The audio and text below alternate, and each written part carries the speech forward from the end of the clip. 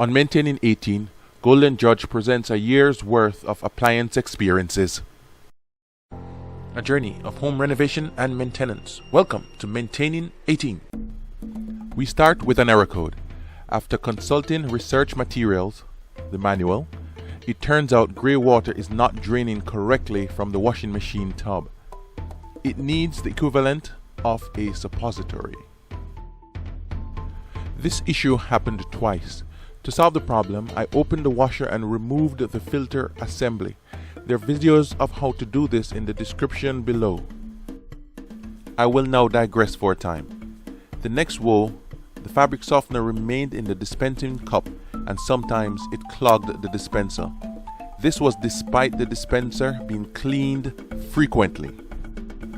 To flush down the fabric softener, the volume of water needs to be prioritized over water pressure.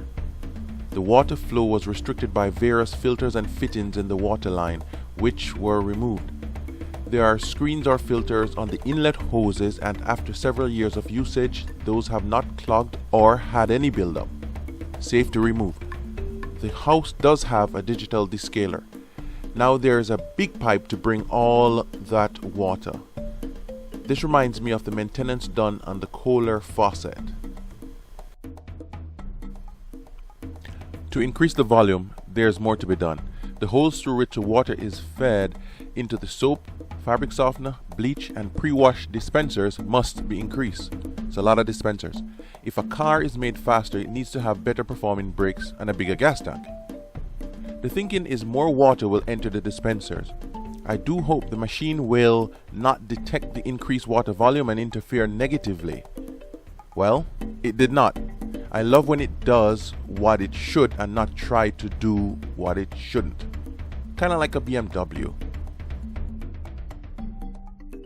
Disabling itself to prevent damage.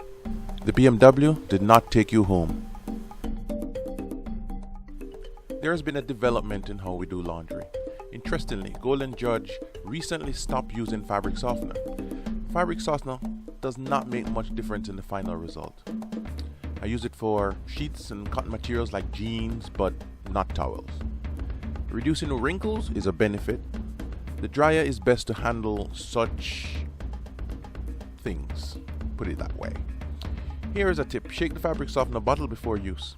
See a link below from a discussion from Boulevard Homes on this issue. Unknowingly, vegans won't like the video. Be warned. So, the maintenance was to fix the fabric softener not being flushed into the wash. The said feature is being depreciated. Luckily, it helped in other areas, like flushing powdered pre-wash detergents down like a kid on a pool slide.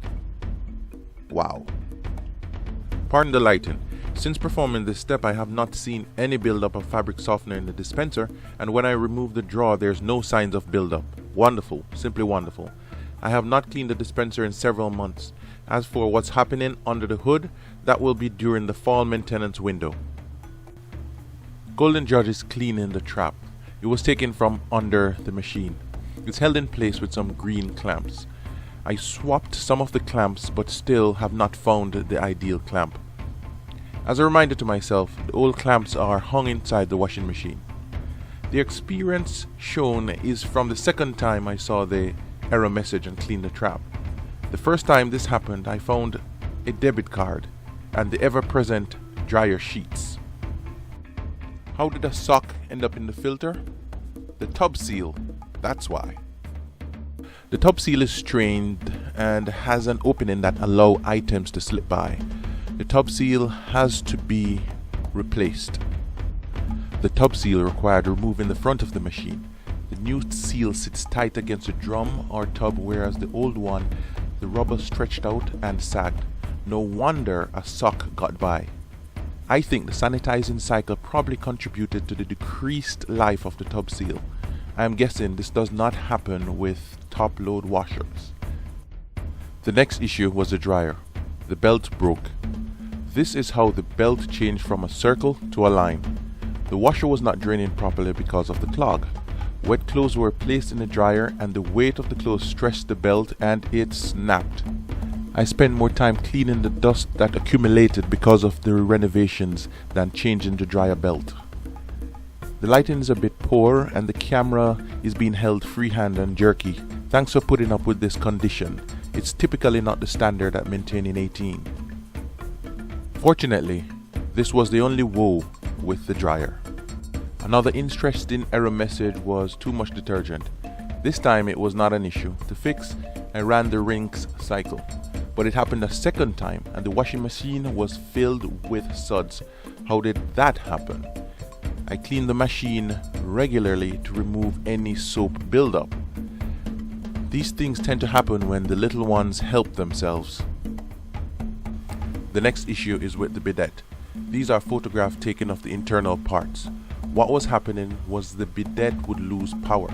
The GFCI outlet would trip.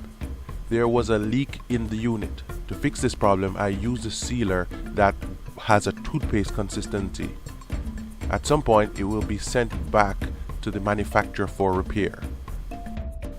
I was surprised to see pieces of a bank card. I bet there are some fun stories out there. Do tell. They have a durability characteristic which was whopped. Hopefully, I won't have to clean the trap again for the rest of the year, or rather, I hope I do have to clean it versus something else going wrong. I better leave that to what will be, will be. When either of these appliances break, it may mean using a laundry service.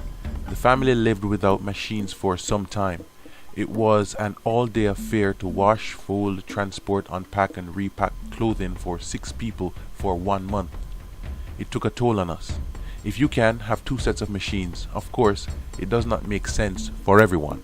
I have seen plenty of houses with 6+ bedroom and only 1 set of laundry machines.